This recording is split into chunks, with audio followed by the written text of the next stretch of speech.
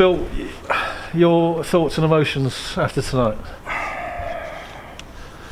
One of dismay more than anything else. I looked at the first 15-20 minutes of the game and I thought, that's my team. And then the next 20 minutes of the game, it was unrecognisable. We've just been talking about the basics there. The basic of not setting up properly from a throw-in, and one lad has a pop from 30 yards and he goes in the top corner, goes in the postage stamp, and you can't blame Christian Dibble for that. But you can blame players for not defending a simple throw-in.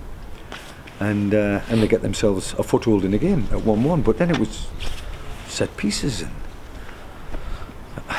just been, as I say, talking about basics, and we've lost the game on basics. It's quite as simple as it gets, and then the young lad loses his head and gets a red card, and unfortunately where Riley's concerned, he looks like he's staring at a red card in every game. He runs that risk, but he's a good player, and he has to learn from tonight, because he's cost us today. So you had no qualms with the straight red at all? Yes, I had plenty of qualms with the referee's decisions all night, but the main one, what is dangerous play anymore? If somebody puts their head down below knee height almost, and he gets it kicked, that's his problem, putting his head down there.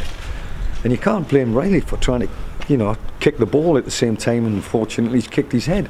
Does it look dangerous? Absolutely, but you've got to define what the word dangerous play is. If a player puts his head below your knee, I don't know. It used to be a day where you had every right to kick it, but I'm in full belief that you've got to look after players, and safety of players is paramount importance. I understand that, but if a player puts his head below his knee and he gets it kicked, then it's his problem, not Riley's problem. So red card, it was an absolute joke of a decision, to tell you the truth, but they carried on all night. Then you got a centre half for them who's unmarked in and around the box and scores 2 screamers, really.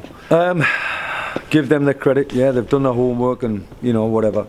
I'd like to have a centre half that scores 2 goals like that, but at the end of the day, it's not back to the drawing board. It is just, let's revisit the basics, because basics they're going to win us games of football between now and the end of the season, but they're also going to cost us. You changed to a flat back 4 tonight. What was the reasoning behind that? No, I've been playing a 4 for a couple of games, and we've changed. We've swivelled around on 3 centre halves, and we varied it. But we've been playing, a flat back 4 for a couple of games, and it's been bearing fruit. We got a draw in one of the games, and a defeat. In a win in the next one, but defeat tonight. It's back to the drawing board with regards to the system, I'm afraid. Yeah, no Reece Devine. What was the issue there? He phoned in with an illness, and unfortunately couldn't play. What did you say at half-time, Phil, to try and change things around? Well, when you're down to 10 men, you've got to reorganise things, and it's sort of a Braveheart scenario where you either stick with your 2 strikers or you go with 1-2 banks of 4. And I was sorely tempted to go for like a 4-2-3 up top, but we had to get a foothold in the game somehow. And the way this surface plays, it's conducive to good football, if truth be known. And I asked the players to start passing the ball like we train. We train on Droitwich, which is a 3G pitch, and I asked the players to play that kind of football in the second half and try and get the opposition, even though they were 11 against 10, try and get them chasing the ball, which I think we achieved to a certain extent. Huffed and puffed in the final third, unfortunately, and never got that clear-cut opportunity to get to a 3-2 scenario.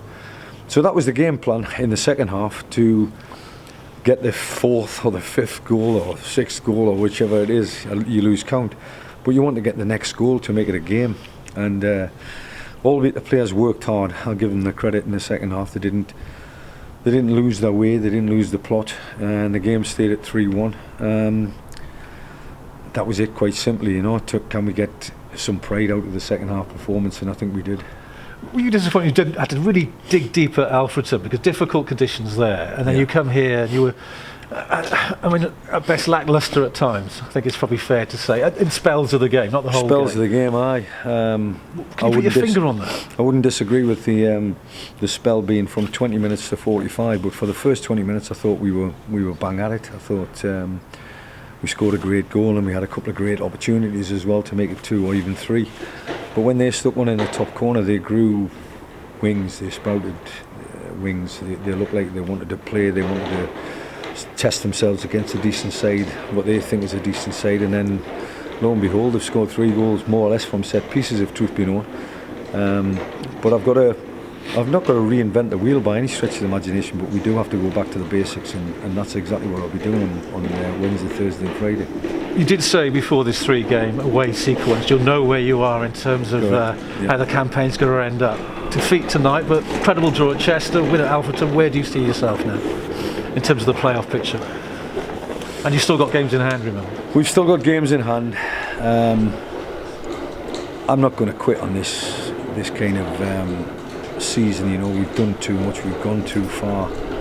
We've come a long way as a group of players in the first 25, 30 games of the season, including cup competitions. And there's lots to like about the way we play. There's lots to like about the way we are as a group or as a team. But after tonight's performance, I think it's sort of, as I say, I'm not going to go back to the drawing board by any stretch of the imagination, but I'm going to have to revisit some basic stuff that we're going to have to deal with. Yeah, sure. And Spennymoor next. Doesn't get any easier, does it? They're a difficult side to play against as well. It doesn't matter. The next one's the hardest one. It always is. Or you can make it easier with your preparation and the way we'll train and the way we'll prepare.